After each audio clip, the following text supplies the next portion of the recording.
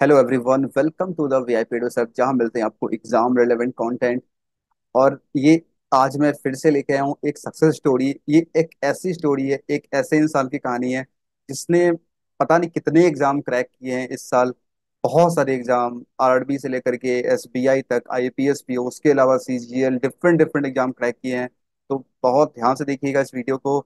आज जानेंगे उनसे उनकी strategy, ups and downs life में कैसे थे, क्या demotivation, motivation, each and everything जानने की कोशिश करेंगे। हर सेक्शन के बारे में जानेंगे, अच्छे से जानेंगे। अच्छे देखिएगा और अकॉर्डिंगली फॉलो कीजिएगा अपने प्रिपरेशन में, अपने स्ट्रैटेजी में उसे ऐड कीजिएगा, ताकि आप वहाँ पे अच्छा कर पाएं और आप भी इस तरीके से एक्शन ले पाएं। तो let's welcome Harshit Dubey. Uh, तो welcome Harshit. How are you, कैसे हो थैंक आप? You so much sir. Sir एकदम फर्स्ट क्लास। कैसा फील हो रहा है after a lot of selections? मजा आ गया। मजा आ गया? पूरी दुनिया बदल गई। बदल गई? Yes sir. अच्छा, सबसे पहले ये बताओ, कौन कौन से एग्जाम आपने इस बार क्लियर किए हैं? सर प्रीलिम्स तो आरआरबी पीओ का रह गया था एक मार्क्स से। 52.75 मार्क्स मिले थे उसमें, यूपी से 53.75 कट ऑफ गई थी। अदरवाइज प्रीलिम्स सारे क्लियर हुए थे। एंड मेंस में मतलब आरआरबी क्लर्क में मैंने सिलेक्शन लिया आर्यवर्त बैंक में। आफ्टर दैट एसबीआई पीओ जो कि मेरा फर्स्ट अटेम्प्ट था, और आईबीपीएस पीओ जो कि मेरा सेकंड अटेम्प्ट था। एंड 3 सिलेक्शन मिले सर। ओके। और तो सीजीएल के एग्जाम भी मैंने दे रखे थे। अच्छा। तो उसमें फाइनल मेंस में मेरिट आउट हुआ हूँ मैं। और सबसे पहला एग्जाम सर जो मैंने क्लियर किया था वो एयरफोर्स का था, अग्निवीर वायु ग्रुप का। बट वो 4 साल की वजह से फिर मैंने उसको स्किप कर दिया था। फिर एसएससी जीडी का एग्जाम निकला था मेरा। उसमें मैं फिजिकल मेरिट आउट हुआ था, तब तक ग्रेजुएशन नहीं हुआ था मेरा। एंड आफ्टर दैट ग्रेजुएशन हो गया तो फिर मैंने एसएससी सीपीयू का पेपर भी क्लियर किया। एसएससी सीजीएल की प्रीलिम्स भी दिए। और अभी ईपीएफओ एसएसए वाला जो एग्जाम आया था उसमें भी सर 98.5 परसेंटाइल मेरे बने थे। But due to bad luck keyboard मेरा खराब मिल गया था उस दिन, तो मैं टाइपिंग आउट हो गया था वहां पे। बट जो उसके लिए टाइपिंग सीखी थी वो एसबीआई की में डिस्क्रिप्टिव लिखने में बहुत हेल्प की। और बिफोर टाइम मेरा डिस्क्रिप्टिव कंप्लीट हो गया था। सो मैंने तो ये सीखा कि आप कुछ भी पढ़ते जाते हैं तो आपको नहीं पता हो किस एग्जाम में काम आने वाला है। क्योंकि सीजीएल के लिए जो मैंने जीएस प्रिपेयर की थी वो मेरे ईपीएफओ एसएसए के पेपर से एकदम मैच खा गई और मेरे बहुत अच्छे नंबर आए। फिर सिलेक्शन वहां नहीं लिखा था, सिलेक्शन इधर बैंकिंग में ही लिखा था। सो ट्राई तो मैंने सब कुछ किए, सारे फील्ड्स के एग्जाम दिए। And yes I say that banking is made for me. घर का माहौल कैसा है जब इतने सारे एग्जाम आपने क्लियर किए हैं? सर घर का माहौल कुछ ऐसा है कि मैं एक लोअर मिडिल क्लास फैमिली से हूँ। और लास्ट ईयर मेरे डैडी को पैरालिसिस अटैक आ गया था। ओ, और फाइनेंशियल ब्रेकडाउन घर का बहुत तगड़ा हो गया। और उनका ट्रीटमेंट भी देखना है, मुझे अपनी पढ़ाई भी मैनेज करनी थी। मतलब बहुत सारे अप्स एंड डाउन मेरे लाइफ में थे। बट एक चीज थी, मुझे करना है तो करना है। And I started my preparation on 3rd of January 2022। From the very first day मुझे एसबीआई पीओ क्रैक करना था फर्स्ट अटेम्प्ट में। मैंने उसी के लिए प्रिपरेशन स्टार्ट की थी। तो I was preparing for banking examination, but मैं एग्जाम सारे देता था क्योंकि मुझे मजा आने लगा था एग्जाम देने में। कोई भी एग्जाम होता था मैं अप्लाई कर देता था। और एक आइडिया लग जाता है कि कैसा एग्जाम है। जैसे इस बार का ही है, मैंने यूपीएससी का फॉर्म भी भर दिया है क्योंकि मैं 22 ईयर्स का हूँ। और मेरे पास बहुत सारी अपॉर्चुनिटी है एक्सप्लोर करने की। सो मैंने कहा कि मैं इस बार जाऊंगा, एग्जाम को देख के आऊंगा कैसे क्या है। मतलब एक आइडिया लग जाएगा मुझे कि good, I am. Very good. Final selection sir मेरा आरआरबी क्लर्क आर्यावर्त बैंक मिला था उसमें, SBI PO and IBPS PO में कैनरा बैंक मिला है। Very amazing. अब तो आप ये सोच रहे हो क्या ज्वाइन करूं क्या नहीं करूं? यस सर, सभी यही पूछ रहे हैं आखिर करने वाले कौन से हो। और अभी ऐसे। फर्स्ट अप्रैल को जब मैंने स्टेटस पुट किया आपने व्हाट्सएप पे, तो मोस्टली मैसेज तो ये आ रहा है कितने कॉन्ग्रेचुलेशन चाहिए ये बताओ, एक बार में भेज देते हैं आपको। और ये जो फीलिंग होती है ना, जब आप तैयारी कर रहे होते हो, फेलियर्स आते हैं कई बार, कई बार कंडीशन अच्छी नहीं होती है फैमिली वगैरह की, लेकिन फिर भी आप अपने पाथ पे, अपने गोल की तरफ लगे रहते हो, और एट द एंड जब यस। आपके पास यस सिलेक्शन सर। आते हैं तो इस तरीके से आते हैं कि आप हैंडल नहीं कर पाते हो कि ज्वाइन क्या करना है, किसे स्किप करना है। जैसे कि एग्जाम में क्वेश्चंस आते हैं, सोचना पड़ता है स्किप किसे करें, क्योंकि क्वेश्चन आ सर, नहीं रहे होते हैं। यहाँ पे तीन तीन जॉब हाथ में डेफिनेटली है, सर। ज्वाइन करे किसे? Yes sir. तो अब क्या सोच रखे हो, क्या करना है ज्वाइन? एसबीआई करना है या आईपीएस करना है?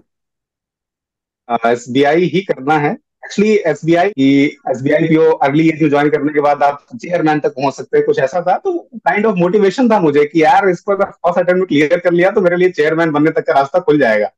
बट लास्ट ईयर में 3 महीने अंडर एज हो गया था, फॉर्म अप्लाई नहीं कर पाया था। तो मतलब जो क्लरिकल लेवल के एग्जाम्स थे, हो सकता है लास्ट ईयर में क्लियर कर लेता उनको, बट मेरा मूड नहीं था, मुझे पीओ बनना था।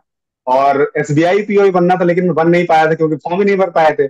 बट फिर इस बार आईपीएस पीओ को मौका मिला था, लेकिन फाइनल सिलेक्शन नहीं लिखा था। फिर 1 अप्रैल को जब फाइनल आउट हो गया था मैं, तो 3 दिन तक तो मैं इसी रूम में बैठा हुआ था।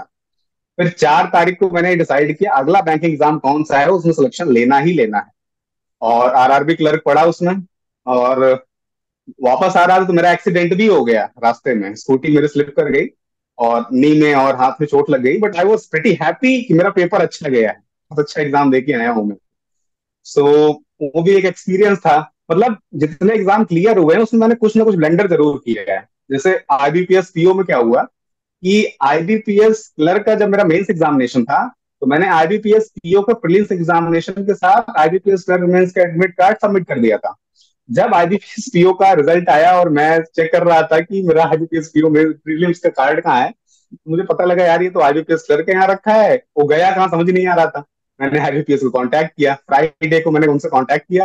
अब 2 दिन सैटरडे संडे पड़ गया, अब उनसे रिप्लाई आ ही नहीं रहा था, आ ही नहीं रहा। तारीख को 5 तारीख को मेरा मेंस था, 1 तारीख को मेरे पास रिप्लाई आया कि आप अपना आईबीपीएस क्लर्क का prelims admit card along with this print out of this email और आईबीपीएस पीओ मेंस का एडमिट कार्ड और एक सेल्फ डिक्लेरेशन फॉर्म लेकर के एग्जाम सेंटर पे पहुंचिएगा, आपको एग्जाम देने दिया जाएगा। जब मैं वहां सेंटर पे पहुंचा तो I was the unique personality there. ठीक है, किसी के पास ऐसा डॉक्यूमेंट मिस अरेंजमेंट हुआ ही नहीं था। बट फिर भी गेट में मेरी एंट्री हुई। जब डॉक्यूमेंट वेरिफिकेशन हो रहा था तो वहां मेरे को साइड कर दिया गया कि आप अलाउड नहीं है, भी हमारे सीनियर आएंगे तो आपको एग्जाम देने का मौका दिया जाएगा। फिर उधर से मैं देख रहा हूँ सीनियर आ रहे हैं, कह रहे हैं कि हर्षित कोई, अरे उनको बोल रहे हैं कि कोई दुबे करके लड़का आएगा, उसको रोकना नहीं है, उसको बॉम्बे से 3 मेल और 5 फोन कॉल्स आ चुके हैं, उसके पास एडमिट कार्ड हो चाहे ना हो, इसका ऑलरेडी सबमिट हो चुका है। मैंने कहा सर सर मैं ही हूँ, मेरा ही वेट कर रहे थे आप। पीआई क्लर्क में क्या हुआ कि ये 6 तारीख को एग्जाम था मेरा, और प्रीलिम्स का एडमिट कार्ड मेरा गुम हो गया। तब तक ये था, मैं ऐसे ही चला गया था देने। फिर उसमें मेरे 82.75 समथिंग मार्क्स प्रीलिम्स में बने थे। फिर ये हुआ कि बैंकिंग में एक एक्सपीरियंस रह गया है, वो एफआईआर कॉपी वाला। फिर मैं चला गया थाने, वहां से मैंने एफआईआर कॉपी निकलवाई, प्रीलिम्स एडमिट कार्ड हो गया। तो ओवरऑल जितने एक्सपीरियंस थे बैंक के, वो मैंने सब गेन कर अपने लिए। लिए थे इसी 2 साल के ग्रेट। span में। सब अपने बहुत लिए कि बढ़िया। अब किसी को हेल्प मैं कर सकता हूँ, अगर किसी के साथ कुछ दिक्कत होती है तो मैं, हाँ, है मेरे पास सॉल्यूशन उस चीज का कि आप ऐसे करके एग्जाम दे यस। सकते हैं। Good. These are the experience that you got, and I think जो आपको हमेशा आगे बढ़ने के लिए, कैसी भी मुश्किल कंडीशन आ जाए उसमें आप टॉलरेट कर लोगे, आगे बढ़ यस सर। जाओगे। इसके से मिलती है। सबसे पहले ये मुझे बताओ डेफिनेटली। कि आप इतना ज्यादा हाईली मोटिवेटेड, एनर्जेटिक कैसे रहते हो? हैं? और सर उसके मैं अलावा आपके। स्पिरिचुअलिज्म में हूँ। अच्छा। और मैं एक्चुअली, मेरी हॉबी भी चैंटिंग कीर्तन थी एसबीआई पीओ में। That was the most unique hobby. और उससे मेरा इंटरव्यू बहुत, लगभग 5-6 मिनट तो मेरा उसी भी डिस्कशन चला कि आखिर ये कैसे हो रहा था, क्योंकि जो कंडीशन थी मेरे घर की वो फेवरेबल नहीं थी। और मैं सर कहीं बाहर तैयारी करने जा नहीं पाया, मैं एकदम एक गांव में रहता हूँ, गांव से मेरी सारी प्रिपरेशन हुई है। सो खुद को चार्ज अप करना मेरे सपने हमेशा बड़े रहे हैं, सिचुएशन चाहे जैसी रही हो। स्कूल में भी मैं हेड बॉय था अपने स्कूल का, और 10th तक मेरी बहुत अच्छी स्कूलिंग हुई थी। 11th से मेरे घर की कंडीशन खराब होना स्टार्ट हो गई थी। मेरे ग्रैंड पेरेंट्स की तबीयत खराब हो गई थी, मेरी सिस्टर की शादी पड़ गई थी, मेरे डैडी का एक्सीडेंट हो गया था, काफी सारी चीजें हो रही थी। फिर ग्रेजुएशन मुझे बहुत अच्छा कॉलेज नहीं मिल पाया, तो मैंने ऐसे ही लोकल कॉलेज से अपना ग्रेजुएशन किया था, बीएससी। उसमें फर्स्ट ईयर तो थोड़ा ठीक ठाक हुआ, सेकंड ईयर कोविड आ गया, second year third year Covid ने खा लिया। जब ग्रेजुएशन कंप्लीट हुआ तो मुझे पता चला मेरे पास कोई जो स्ट्रीम के, मतलब बीएससी स्ट्रीम का हूं मैं, और मेरे पास जो कोर सब्जेक्ट की नॉलेज होनी चाहिए वो है ही नहीं कि मैं इसमें अपना कैरियर बना सकूं। और इंडिया में कुछ ऐसा भी है कि बीए करने में अच्छा नहीं लगता, बीएससी बताने में अच्छा लगता है। मोस्टली बीएससी सब ऐसे ही कर रहे हैं जो भी सिचुएशन है। So I was kind of stuck यार, इंटरव्यू में क्या होगा क्या होगा। बट मैंने ये डिसाइड किया कि मैं जो ऑनेस्टली मैं जो हूँ वही मैं रहूंगा, वही बताऊंगा उनको जो जो प्रॉब्लम थी। और बहुत अच्छे से मैनेज हुआ मेरा इंटरव्यू, मतलब इतना स्मूथली गया। एस बी आईबीपीएस पीओ में तो जो सर थे वो कुछ ग्रीन हाउस इफेक्ट के बारे में बातचीत चल रही थी, तो उनसे डिस्कशन स्टार्ट हुआ ग्रीन हाउस इफेक्ट में। मैं उनको कॉन्फ्रेंस ऑफ पार्टीज 27 जो इजिप्ट में हुई थी, कॉन्फ्रेंस ऑफ पार्टीज 28 जो भी दुबई में हुई थी, ओजोन लेयर के लिए जो कॉन्फ्रेंस ऑफ पार्टीज अरेंज की गई थी, जो ग्लेशियर्स पिघल रहे हैं, एक साउथ अमेरिकन कंट्री है जो डिजिटल कंट्री होने वाली है, डूबने वाला, मतलब मैंने वो इतना पता नहीं कहाँ से मेरे पॉइंट्स आते जा रहे थे। एक्चुअली प्रशांत धवन सर थे वर्ल्ड अफेयर्स पे, उनके वीडियोस मैं रेगुलरली देखता था, तो मेरे पास इतनी जियो की नॉलेज थी कि देवर अमेज्ड। उन्होंने मुझसे कहा कि अर्षित एक बात, तो तुम्हें इतनी नॉलेज कैसे है, किसी भी पर्टिकुलर टॉपिक के बारे में बात हो रहा है, इतना डिस्कशन तुम खींच ले जा रहे हो। मैंने कहा सर सॉरी सर, तो उन्होंने कहा कि मतलब इंटरव्यू के लिए इतना पढ़ के आए हो कि मतलब तुमने इतना नॉलेज ले रखी है। मैंने कहा to be very honest, last year में बहुत पढ़ के आया था और मैं नाबार्ड का फुल फॉर्म तक नहीं बता पा रहा था। मैं नेशनल नेशनल कर रहा था और गेट तक पहुंचा तो मेरे को याद आया कि यार मैंने ब्लंडर कर दिया है। तो क्या है कि लास्ट ईयर कितने मार्क्स मिले थे आपको? मैंने कहा सर इट वॉज 67 68। तो क्या सिलेक्शन क्यों नहीं हो पाया था, बहुत बढ़िया स्कोर थे। तो मैंने कहा सर मेरे मेंस में लीड नहीं थी, लगभग 3.5 मार्क्स की मेरी लीड थी। वह मतलब इंटरव्यू से आप सेटिस्फाइड थे? मैंने कहा इस इंटरव्यू से सेटिस्फाइड था, ठीक ठाक मेरा इंटरेक्शन हुआ था, it was my first interview, so yeah kind of it was okay okay. So क्या है ओके ओके। फिर जब निकलने लगा तो उन्होंने कहा कि ओके ठीक है, अब जाते जाते नाबार्ड का फुल फॉर्म आप बता के जाइए।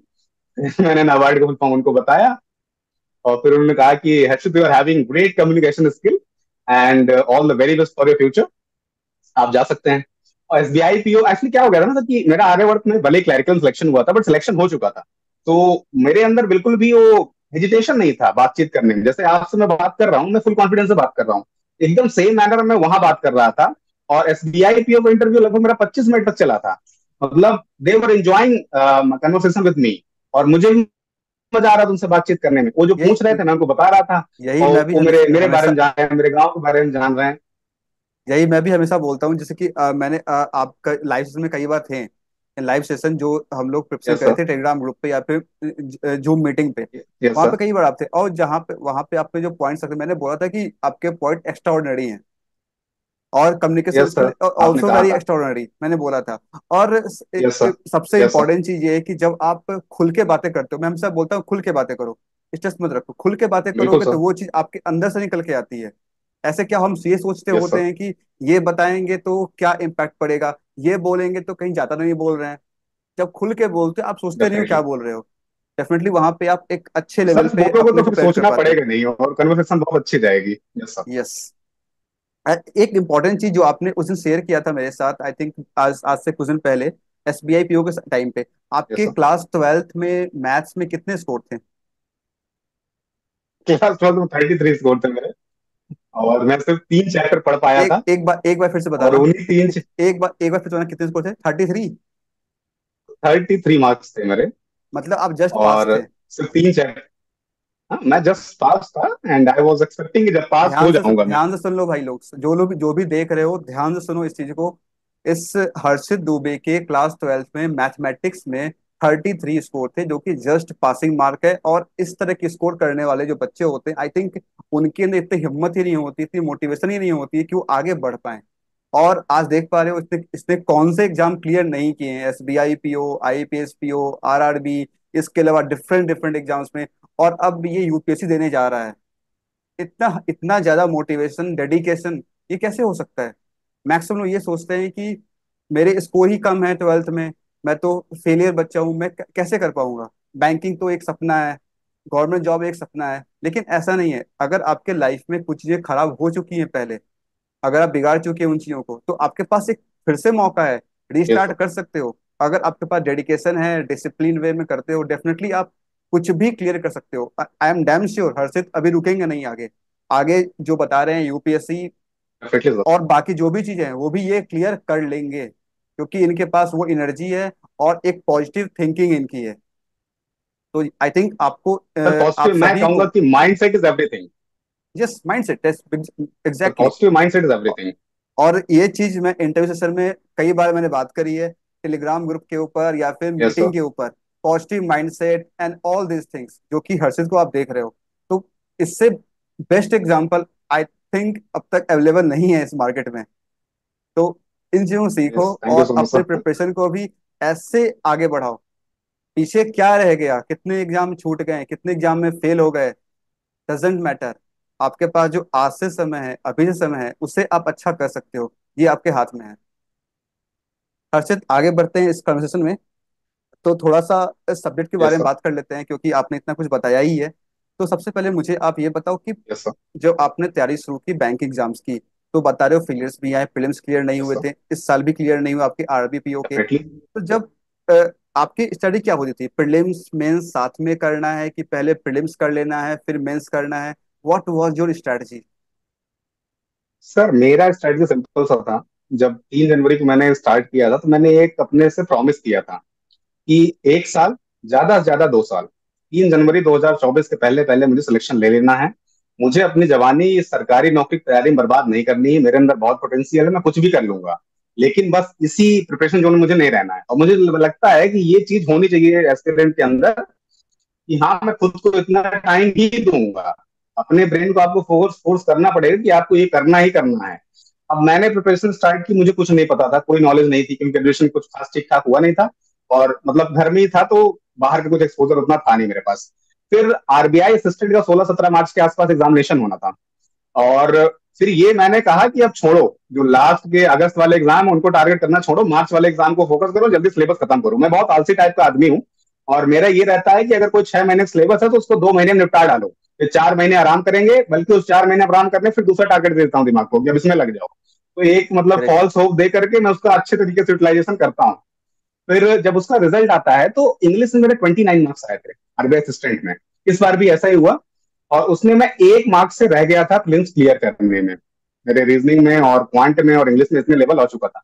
फिर जब मैंने ये देखा यार इतना लेवल मेरा बन चुका है इतने 2 महीने में, मतलब जनवरी फरवरी में 16-17 मार्च को मैं पेपर दे रहा हूँ और 2 महीने मैंने इतनी प्रिपरेशन की है कि हाँ मैं इस लेवल तक पहुंच चुका हूँ, तो एग्जाम में क्लियर कर ले जाऊंगा। और फिर उसी मोटिवेशन को आगे रखते हुए जो भी सब्जेक्ट्स होते थे उनको मैं A to Z पढ़ता था, क्योंकि बेसिक जब आपको क्लियर होंगे ना तो प्रीलिम्स मेंस मैटर नहीं करता है। मेंस है आपका पेशेंस चेक करता है और आप कितने अच्छे से क्वेश्चन का सिलेक्शन कर पा रहे हैं, ये मैटर करता है।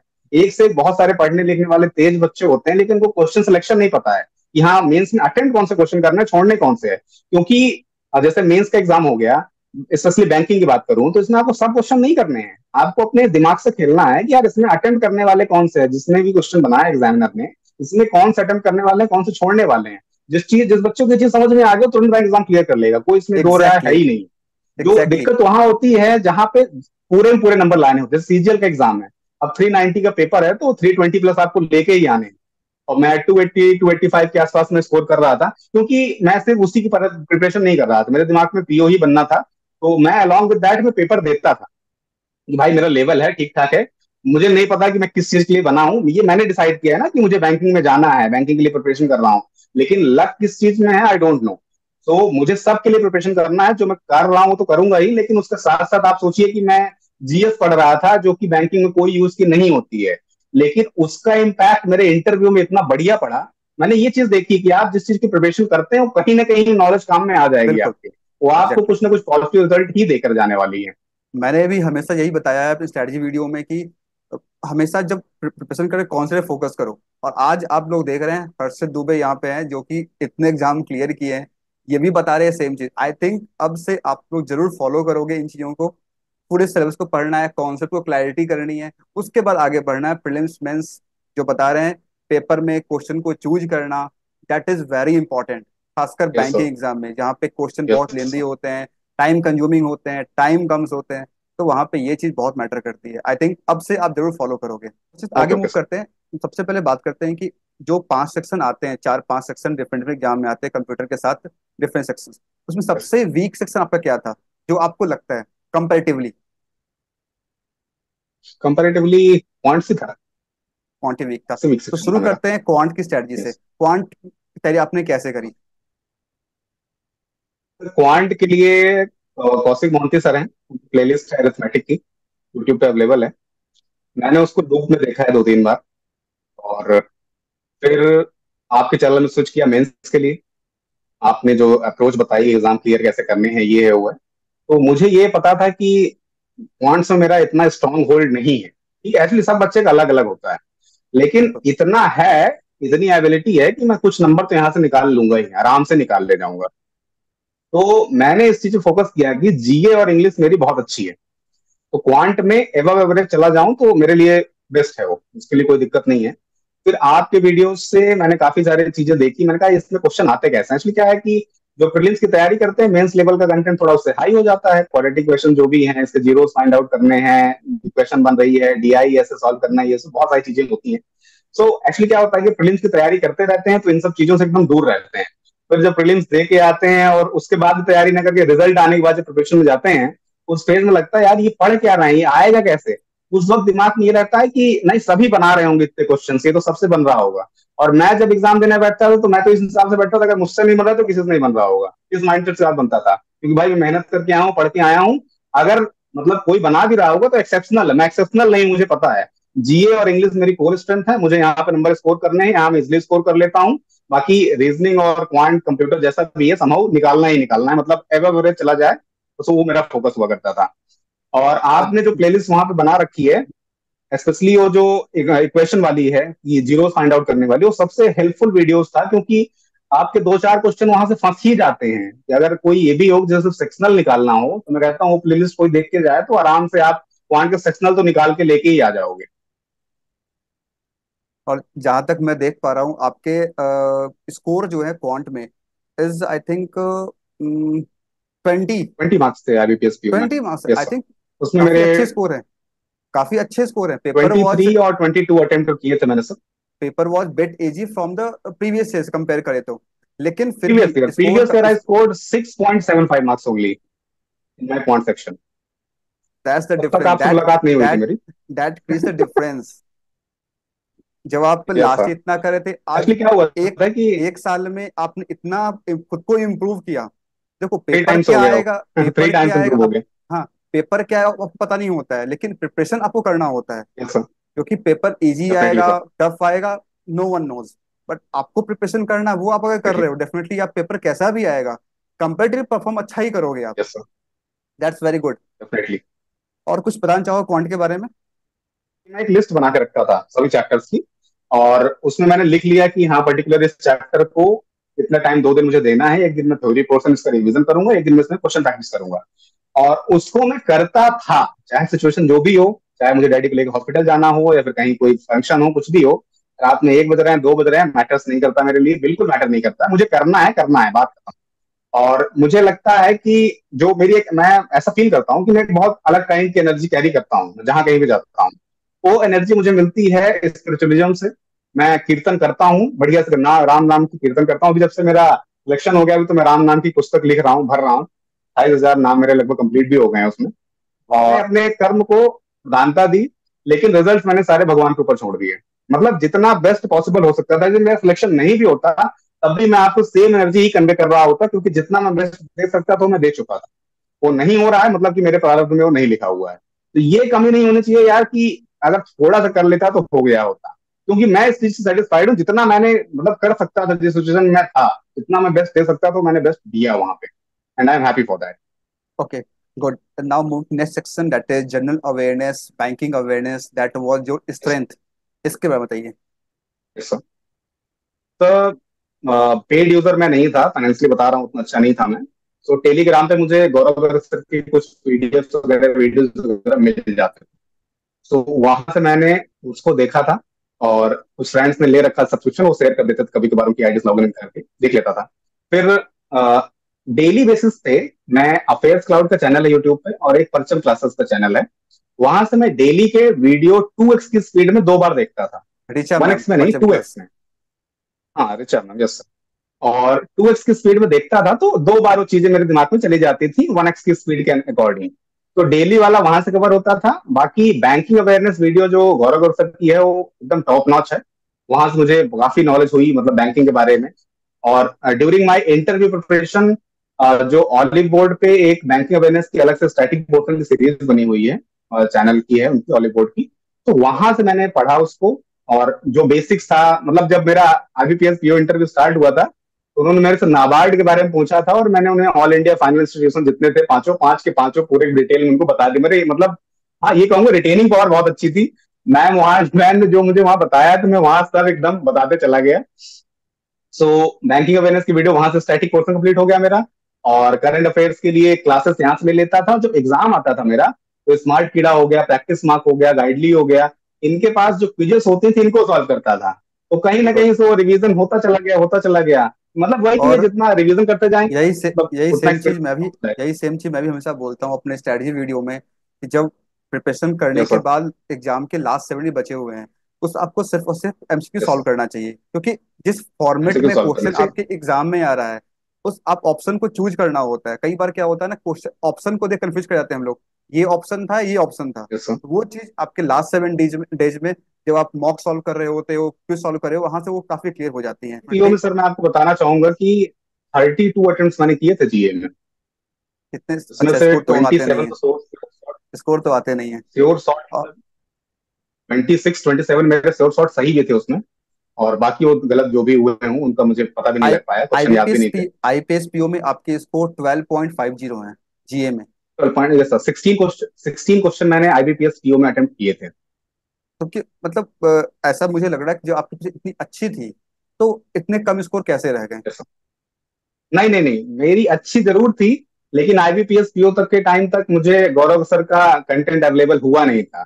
मैं भी बस भटक रहा था इधर उधर इधर गौरव उधर। गौरव मतलब गौरव गर्ग सर वीडियो देख रहे होंगे, अगर देखेंगे तो बोलेंगे ये लड़का क्या कर रहा था।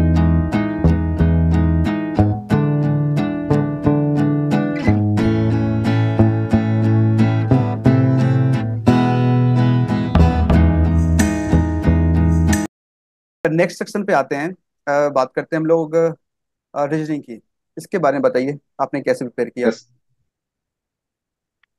तो रीजनिंग में प्रीलिम्स के लिए तो सब कुछ वही अंकुश रामा सर को मैंने फॉलो किया था अच्छे से। बट मेंस के लिए मेरे पजल वगैरह में उतनी अच्छी कमांड आ नहीं रही थी, तो मैंने कहा कि चलो किसी तरह इसमें पास हो जाते हैं। तो आरआरबी क्लर्क के टाइम तो ज्यादा टफ होता नहीं उसका मेंस में। उसमें मैंने 40 आउट ऑफ 40 अटेम्प्ट कर दिए थे उसके मेंस। 38.75 समथिंग कुछ ऐसा स्कोर था उसमें मेरा। एंड एसबीआई के लिए, आईबीपीएस के लिए मैं क्रिटिकल पे रिलाई कर गया था पूरी तरह से कि इसमें मेरे को मास्टरी गेन करनी है, और यही चीज है जो मैं अटेम्प्ट कर सकता हूँ। और क्रिटिकल कहाँ एसबीआई से केस किया में था तो आपने? ऐसा था कि यार चलो, critical sir Harshal Agrawal sir की एक वीडियो पड़ी है और कपिल सर की एक वीडियो पड़ी है यूट्यूब पे, वहां से देखा था। बाकी प्रैक्टिस मैंने क्वेश्चन की काफी किए थे मॉक वगैरह से। गुड। और आप बता रहे थे इंग्लिश वॉज योर स्ट्रेंथ, तो इसके बारे में बताओ अच्छे से, क्योंकि बहुत सारे लोग यस ऐसे हैं ना जो कि गांव से आते हैं, विलेज से आते हैं, उतना अच्छा बैकग्राउंड होता नहीं है, और उनकी प्रॉब्लम इंग्लिश में यस होती सर। है, इंग्लिश अच्छे से नहीं कर पाते हैं। तो इस चीज में आपके पास एक प्लस पॉइंट है, अगर आप बताओगे शायद इन चीजों को काफी अच्छे से लेट कर पाएंगे वो लोग। तो अच्छे से बताओ इंग्लिश के बारे में। Sir when I was in class 9th, तो कहीं ना कहीं एक अर्जेंसी मुझे फील हुई कि मुझे इंग्लिश आनी चाहिए। और उसके लिए मैंने कई सारी चीजें टेक्निक्स अपनाई थी। जैसे शाम को क्या होता था, गांव में लाइट चली जाती थी, घर के बाहर टहलते थे, तो उसमें उस टाइम पे दिन भर में जो कुछ भी हुआ है वो मैं सेल्फ टॉक करता था और इंग्लिश में करता था। तो जो भी मेरी डेली की रूटीन की वोकेबलरी थी हिंदी में जो मैं यूज करता था, वो उसका मैं उसको नोट डाउन, एक सीट लिए रहता था कि यार इस चीज की मुझे इंग्लिश नहीं पता है, लेकिन मैं इसको अपने डेली लैंग्वेज में यूज करता हूँ इस वर्ड को। उसको नोट डाउन करता था। फिर उस टाइम पे फोन नहीं था, हिंदी टू इंग्लिश वाली डिक्शनरी हुआ करती थी मेरे पास, उसको जाके सर्च करता था उसमें। और फिर धीरे धीरे इंटरेस्ट बढ़ता गया, मतलब स्पीकिंग फ्लुएंसी आने लगी। फिर जब मैं स्कूल में गया तो मतलब कॉन्फिडेंस था, मतलब पहले से ही, पहले टूटी फूटी बोलो, बोलना है, तो बोलना स्टार्ट किया। फिर क्लास 10th तक आया तो रीडिंग का थोड़ा सा अच्छा, मतलब वो हो गया, पढ़ने अच्छा लगने लगा किताबें। तो किताबें पढ़ते पढ़ते पढ़ते पढ़ते वोकेबलरी काफी स्ट्रांग होती चली गई। फिर सर मैं पोइट्री भी लिखने लगा। मैं इंग्लिश की पोइट्री मैंने स्टार्ट की क्या थी। और उसकी सीन भी बहुत ही अमेजिंग है कि फ्राइडे को मैं एक कंपटीशन में पार्टिसिपेट करता हूँ। और द डैफोडिल्स करके एक पोयम थी क्लास 10th में। उसमें मैंने डेफोडिल्स? मतलब इंटर डिस्ट्रिक्ट कॉम्पिटिशन था। उसमें मेरे 19.75 मार्क्स मिले थे 20 में, तीन जज बैठे हुए थे। और जो सेकंड पोजीशन पे था उसको 16.5 मार्क्स थे, और थर्ड वाले के 16 मार्क्स थे। तो कहीं ना कहीं मैं काफी ज्यादा लीड में था। उसने मुझे मोटिवेट किया कि यार मुझे कुछ पोइट्री लिखनी चाहिए, अगर मैं सुना सकता हूँ किसी की लिखी हुई रिसाइट के, मतलब पोइट्री रिसाइट कर पा रहा हूँ, तो मैं लिख भी सकता हूँ। फिर मैंने डेली रूटीन करके एक पोइट्री लिखी लगभग 24-25 लाइन की। और उस टाइम पे सैमसंग गुरु वाला फोन हुआ करता था मेरे पास। अब गांव में मैं था, तो गांव में मैं सुनाऊं किसको, मेरी एल्डर सिस्टर थी, मैंने उनको सुनाया कि मैंने पोइट्री लिखी है। तो she appreciated me a lot. But assembly complete हुई, जाके टीचर को मैंने अपनी पोएम सुनाई कि मैम मैंने ये लिखी है। और मैं उनका भी नाम लेना चाहूंगा, शालिनी श्रीवास्तव मैम है मेरी, हो अभी कानपुर में है। उन्होंने मुझे बहुत अप्रिशिएट किया कि आप बहुत अच्छा कर रहे हो, और अगर आपने इसको इतने कम टाइम, लगभग 20-25 मिनट लगे थे मुझे इस पोएम को लिखने में। तो उन्होंने मुझे बहुत ही ज्यादा अप्रिशिएट किया, फिर अप्रिसिएशन मिली, फिर मैंने 7-8 इंग्लिश पोइट्रीज लिखी। कोई भी रैंडम टॉपिक उठा लेता था, उसमें लिखता था, राइमिंग करता था। तो राइमिंग करते करते काफी सारे वर्ड्स मैंने सीख लिए थे। फिर ये हुआ कि अब यार हिंदी में भी लिखना चाहिए, अगर मैं इंग्लिश में लिख रहा हूँ तो। फिर हिंदी में भी मतलब रैंडम टॉपिक आया, पहले टॉपिक मेरे आया था पप्पू पास हो गया। मैंने उसको लिखा। सो अभी बल्कि मैं आपको सुनाऊंगा भी, वही एक पोइट्री मेरे भी याद भी है, पप्पू पास हो गया। आप बताए थे पोइट्री कुछ सुनाने वाले थे। फिर हाँ, पप्पू पास हो गया, सुनाऊं अभी? हाँ बिल्कुल। वो मेरी पहली पोइट्री थी। थोड़ा चाइल्डिश है, अभी मेरे को जज मत करिएगा उससे। हम्म, तो उसमें मैंने एक स्टोरी फ्रेम की अपने माइंड से कि उसमें क्या हो सकता है, पप्पू पास हो गया फ्रेज कहाँ से आई रही होगी। उसमें मैंने स्टोरी बनाई कि पप्पू भी क्या चीज है, वो दंता की तस्वीर है। पप्पू भी क्या चीज है, वो दंता की तस्वीर है। पूरे स्कूल में उसका राज है, क्योंकि वो बड़े बाप की औलाद है। अब एक घटना बताते हैं आपको, अब एक घटना बताते हैं आपको, जिसने हिला दिया उसके बाप को। एक दिन स्कूल गया था वो पढ़ने, और लगा वहां पे लड़ने। इतने में आ गए वहां पे एक बड़े ही सख्त मास्टर। उन्होंने उसको इतना मारा कि उसके हाथ में चढ़ गया प्लास्टर। अब क्या थी घटना, जरा विस्तार से सुनना। अब क्या थी घटना, जरा विस्तार से सुनना। उस दिन स्कूल पहुंच गया वो जल्दी, उस दिन स्कूल पहुंच गया वो जल्दी, लेके बैग में थोड़ी सी हल्दी। उस हल्दी को मिलाया उसने पानी में, और चलाया अपना दिमाग शैतानी में। उस हल्दी को मिलाया उसने पानी में, और चलाया अपना दिमाग शैतानी में। एक बढ़िया सी खुराफात सोची, एक बढ़िया सी खुराफात सोची। एक बच्चे के शर्ट में लिख दिया मोची। उस बच्चे को लग गई गुस्सा, उस बच्चे ने दिया पप्पू को जोर का घूसा। खाने के बाद प्यार से घूसा, पप्पू का पूरी तरह से बन चुका था भूसा। चाह के भी पप्पू कुछ कर ना पाया, क्योंकि वो बच्चा वहां तुरंत मास्टर ले आया। उस मास्टर ने पप्पू को दिन में चांद तारे दिखाए, उस मास्टर ने पप्पू को दिन में चांद तारे दिखाए। साथ ही अस्पताल जाने के रास्ते भी बताए। उस दिन से पप्पू पूरी तरह सुधर गया, पता नहीं पुराना वाला पप्पू किधर गया। उस दिन से पप्पू पढ़ने लग गया, और आगे चल के वही पप्पू पास हो गया। Thank you sir. गजब, गजब, अनएक्सपेक्टेड, बहुत बढ़िया, शानदार। एक थीमेटिक आपका था, काफी अच्छा थीम था पोएम में।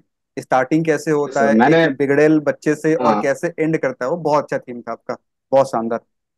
यस सर, तो हम लोग बात कर रहे थे इंग्लिश की स्ट्रेटजी की, और हम लोग पहुंच गए पोएट्री यस सर। तक। तो बताइए इंग्लिश के बारे में। उसके बाद फिर पोइट्री में मतलब इंडल्ज हुआ मैं। तो पोइट्री पढ़ने अच्छी लगने लगी, काफी सारी पढ़ी मैंने, तो मतलब रीडिंग मैंने बहुत की। उसकी वजह से क्या हुआ कि एक मतलब वो होता है जब एरर डिटेक्शन में जाते हैं, तो रूल आपको नहीं पता, लेकिन आपको पता है ये वाला गलत है, ये हम्म, यहाँ यूज नहीं होना चाहिए। वो बिल्कुल। चीज मेरी बहुत स्ट्रांग हो चुकी थी कि हाँ यार ये चीज नहीं होनी चाहिए, यहाँ स्ट्रांग हो गई थी। और अभी मैं अमन वशिष्ठ सर की एक प्लेलिस्ट है, उसके बारे में आपको बताना चाहूंगा। उन्होंने लास्ट ईयर सीजीएल के लिए वो बनाई थी। लगभग 30 to 32 वीडियोज हैं, यूट्यूब में अवेलेबल है। और उसको मैंने कम से कम नहीं तो 7 से 8 बार देखा है, इस पूरे एक साल की जर्नी में। क्योंकि एक बार देख चुका था, मतलब 2x स्पीड में देखता था, तो उन्होंने ऐसा ग्रामर के बारे में बताया, ग्रामर को पूरा तोड़ के रख दिया। सेंटेंस पर्टिकुलरली है यस तो यस। किस पार्ट ऑफ स्पीच का है, कैसे क्या है, वो सारी A to Z चीजें बता दी मुझे। और एक चीज मैं कहूंगा कि पॉजिटिव अफर्मेशन बहुत स्ट्रांग करने चाहिए, अपने विल पावर को हमेशा स्ट्रांग रखना चाहिए कि हाँ ये मैं कर ले जाऊंगा, मैं कर ले जाऊंगा, मुझसे हो जाएगा, हो जाएगा। सपने देखने चाहिए, पूरे हो जाते हैं। इंग्लिश मुझे बहुत अच्छी फ्लुएंटली आने लगी बोलना, और कॉन्फिडेंस आने लगा, धीरे धीरे इंप्रूव होती चली गई। और मार्क्स जब आते थे तो वो भी बहुत अच्छे अच्छे मार्क्स भी मेरे आने लगे, मतलब जैसे क्वेश्चन अटेम्प्ट होते थे तो ठीक ठाक तो नंबर मुझे मिलते थे। तो मैं ये कह So, सकता हूँ ये कि आपने इंग्लिश के, बैंकिंग के इंग्लिश के लिए कोई बहुत ज्यादा प्रिपरेशन नहीं किया है। वो आपके हैबिट में शामिल इस तरीके से नहीं हो गया किया है। था कि रीडिंग एंड एवरीथिंग जो आपके, आप पहले से फॉलो करते ही आ रहे थे, जिसका हेल्प आपको बैंकिंग में बिल्कुल बहुत फॉलो ज्यादा करते मिला। आ रहा था। और जैसे इसमें जो डिस्क्रिप्टिव पोर्शन है, तो एक्चुअली क्या है सर कि राइटिंग स्किल मेरी बहुत उम्दा है, बहुत ही अच्छी है। आप कोई रैंडम टॉपिक मुझे दे, मैं आपको 1000 वर्ड 2000 वर्ड जितना कहें मैं आपको लिख के दे दूंगा, बड़े आराम से लिख के दे दूंगा, क्योंकि मैं उस जोन में रहा हूँ।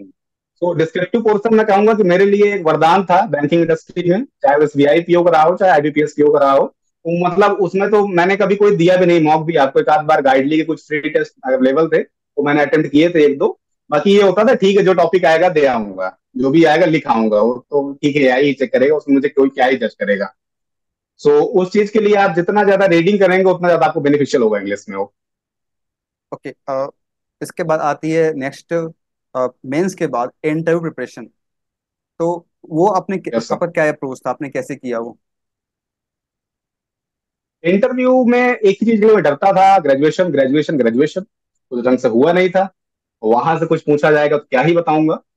बट बातचीत करने में इतना मजा आ गया उन लोगों को कि उसमें कुछ ज्यादा क्वेश्चन किए ही नहीं गए मुझसे। जो क्वेश्चन किए गए कि ग्रीन हाउस गैस के बारे में बताइए नहीं और नहीं, ग्लोबल वो वार्मिंग से वो आप क्या समझ वो रहे चीज हैं। वो चीज ठीक है। देखो, जब आप इंटरव्यू में गए तो क्या हुआ, दैट यस। डजेंट मैटर, क्योंकि आप प्रिपरेशन तो पहले से किए होगे ना, कि मुझे प्रिपरेशन करके जाना है तो ये अपने सब हिसाब से। प्रिपरेशन, हाँ वो मैं पूछ रहा हूँ, प्रिपरेशन वो आपने में क्या किया? बैंकिंग अवेयरनेस की जो ऑलिव बोर्ड में बता रहा हूँ प्लेलिस्ट पड़ी हुई है, उसको मैंने कंप्लीट किया था। और जो लास्ट मंथ के 2-3 महीने के बैंकिंग अवेयरनेस के वीडियोस थे, उनको मैंने मतलब मल्टीपल ऑर्डर में रिवाइज किया था। यहाँ इसको ऐसे ऐसे कर लेते हैं। बाकी पर्सनल अपने बारे में कुछ खास पढ़ के नहीं गया था मैं, जो भी था रैंडम ही था वहां पे। और दो चीज पे मैंने फोकस किया था, एक आपका बैंकिंग अवेयरनेस पिछले 2-3 महीने के जो वीडियोस थे, और जो लेटेस्ट रेट वगैरह चल रहे थे उसके बारे में पढ़ लिया था। और बैंकिंग अवेयरनेस स्टैटिक पोर्शन जो ऑलिव बोर्ड की प्लेलिस्ट से मैंने कंप्लीट की थी, यही पढ़ के मैं गया था। गुड। तो आपने अपने इस पूरे प्रिपरेशन जर्नी में क्या आपने कोई पेड कोर्स का यूज किया था? कौन सा सर? पेड कोर्स, कोई भी पेड पेड कोर्स? कोर्स?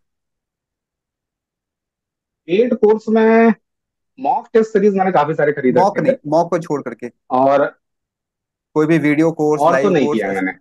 मतलब अगर कोई नहीं। स्टूडेंट जो आपको देख रहा है, जो शुरू करना चाहता है प्रिपरेशन, उसके वो भी गांव से बिलोंग करता है या यस। फाइनेंशियल अच्छी नहीं है, क्या वो फ्री में सब कुछ कर सकता है? बिल्कुल कर सकता है, बशर्ते मेहनत ज्यादा लगेगी ढूंढने में, कंटेंट में। लोग मतलब अगर कोई मिल जाता है गाइड करने वाला तो बहुत अच्छा, मुझे तो कोई नहीं मिला तो खुद से ही ढूंढना पड़ा। लेकिन मैं इसको एंजॉय करता था कि चलो यार, मतलब सारे एक्सपीरियंसेस खुद ही ले रहा हूं मैं, तो ठीक है, अगर कभी भविष्य में किसी की हेल्प करनी हुई तो मैं कर पाऊंगा उसको हेल्प। ये था सर। Okay, good. ये चीज काफी अच्छा लगा सुन के। और जो एस्पेन देख रहे हैं जो इस चीज का एक्सक्यूज करते हैं, मेरे पास रिसोर्स अवेलेबल नहीं है, ये नहीं है, वो नहीं है, तो आई थिंक अवेलेबल सब कुछ है। बस आपके अंदर वो इच्छा होनी चाहिए, वो क्वेस्ट होनी चाहिए, उनकी वो खोज पाओ और तेरे तरीके से डिसिप्लिन वे में उसको फॉलो कर पाओ। Last thing, last message that you want to convey to the all the fellow aspirants who are watching you in just 2 minute. सपने देखो, खूब बड़े बड़े सपने देखो, और जितनी स्किल सीख सकते हो सीखते चलो। आपको नहीं पता कि उसकी स्किल आपके काम कब काम आने वाली है, पर डेफिनेटली काम आएगी। अपनी प्रेजेंट सिचुएशन को कभी इस चीज मतलब अपने माइंड में ये हावी मत होने दो यार मेरे तो यहीं पर रह जाऊंगा, मतलब आगे नहीं बढ़ पाऊंगा। जितना बड़े सपने देख सकते हो उतने बड़े सपने देखो। आपको उस यूनिवर्स ने बनाया है, आपके पास बहुत पोटेंशियल है। अपने पोटेंशियल को अनलॉक करो। जो भी आपके आसपास में निगेटिव लोग हैं उनसे बाइकआउट हो जाओ, पूरी तरह से हट जाओ। जो आपको पॉजिटिविटी दे रहे हैं उनसे आप कनेक्टेड रहिए। सेल्फ मोटिवेटेड होना बहुत जरूरी है, क्योंकि 24 घंटे आपके साथ आप खुद रहेंगे, कोई और दूसरा नहीं आएगा आपके पास। तो सेल्फ मोटिवेशन रखना, क्योंकि आपको पता है आप अपने लिए कितने लॉयल हो। आपके जो एक्शंस हैं वो आपको कहीं ना कहीं वो पॉजिटिवली इंपैक्ट करने वाले हैं कि निगेटिवली इंपैक्ट करने वाले हैं, ये पर्सनल आपसे बेटर कोई नहीं जानता। कोई जा रहा है किसी के पास कि भाई मुझे स्ट्रेटजी बता दो, ये बता दो, वो बता दो। सबसे पहला आप खुद का एवेल्यूएशन कीजिए कि आपका स्ट्रांग होल्ड क्या है। सबके लिए स्ट्रेटजी अलग अलग होती है, किसी पर्टिकुलर बच्चे की स्ट्रेटजी हर किसी काम में नहीं आ सकती है। सो आप अपना इवेल्युएशन कीजिए कि हाँ यहाँ पे मुझे काम करना है, क्योंकि आप जब आपको ये पता चल जाएगा कि आपका वीक पोर्शन है, तब आप उसमें काम करके डेफिनेटली बहुत आगे जा सकते हैं, उसमें एक्सेल कर सकते हैं। सबसे पहली चीज, अगर आप ये जान पा रहे हैं कि आपका वीक सब्जेक्ट है, वीक पोर्शन है, तो समझ लिया आधी जंग तो आपने वहीं पे जीत ली। अब खाली आपको सोर्सेस जोड़ने हैं, उससे टैकल करना है कि उसको स्ट्रॉन्ग करने के। आपको लग रहा है कि उसको आप बहुत स्ट्रॉन्ग कर सकते हैं, आप बहुत स्ट्रॉन्ग करिए। लेकिन आपको लग रहा है कि इसमें बहुत अच्छा मतलब कमांड नहीं बनाया जा सकता है, तो कोई बात नहीं, एवरेज चले जाइए उसमें। यहाँ अगर उस टॉपिक पे कुछ क्वेश्चन आ रहा है तो मैं कुछ ना कुछ कर ले जाऊंगा। जैसे सर प्रोबेबिलिटी वाला मेरा कोई बहुत स्ट्रांग होल्ड नहीं था, लेकिन आईबीपीएस पीओ मेंस में बन गए क्वेश्चंस मेरे उससे। मतलब 3 क्वेश्चन जो कुछ भी आए थे डीआई से रिलेटेड, वो कुछ कहीं ना कहीं लिंक हो गया, थोड़ा बेसिक पता था मेरे को उसके बारे में कि हाँ ये ऐसे ऐसे क्वेश्चन बनते हैं। और 3 क्वेश्चन फ्री के मिल गए थे मेरे को, एक तरह से आप ये कह लीजिए डीआई में हो। गुड। बहुत अच्छा आपसे बात करके लगा। और जो भी एस्पिरेंट देख रहे हैं आपको, आई थिंक वो इस वीडियो से बहुत कुछ स्टार्ट करेंगे और उसे अपने लाइफ में, अपने प्रेशर में उसे फॉलो करने की कोशिश करेंगे, अपने अकॉर्डिंग उसे इम्प्लीमेंट करने की कोशिश करेंगे। और अगर आप करते, definitely yes next sir. Year आप भी सिलेक्शन लेके बैठे होंगे और आप यहाँ पे इंटरव्यू दे रहे होंगे। Thank you so much sir thank you so for much giving this अपना अपॉर्चुनिटी। टाइम देने के लिए, और thank you so much Harshad. And all the best for your future. आप अच्छा थैंक यू कीजिए सो मच और सर। आगे बढ़ते रहिए। Thank you so much sir. Okay. तो करते हैं सेशन का एंड यहीं पे। मिलेंगे हम लोग फिर नेक्स्ट वीडियो में, जहाँ पे नए टॉपर्स के साथ। और अगर वीडियो अच्छा लगा लाइक कीजिएगा, शेयर कीजिएगा, और कुछ चाहते हैं पूछना तो आप नीचे कमेंट करके पूछ। तो बस यही है, सब्सक्राइब कीजिए, वीडियो को लाइक कीजिए और शेयर कीजिए। Thank you.